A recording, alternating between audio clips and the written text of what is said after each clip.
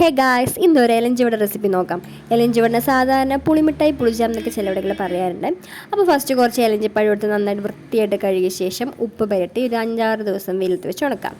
ഒട്ടും ക്ഷമയില്ലാത്ത കാരണം 2 ദിവസം വെയിലത്ത് വെച്ചതാണ്. നമ്മളത് നന്നായിട്ട് കഴുകിയിട്ട് ഇടുകല്ലിട്ടൊന്ന് ചതച്ചെടുക്കാം. ഒരുപാട് ചതക്കേണ്ട, അതിൻ്റെ ഉള്ളിൽ കുരുവൊക്കെ പൊടിഞ്ഞു പോകാൻ സാധ്യതയുണ്ട്. അതിന് ശേഷം നമ്മൾ ശർക്കര പാവ് കാച്ചി അതിലൊരു കുറച്ച് ഉപ്പും മുളക് കൂടി ഇട്ട് കൊടുക്കുക.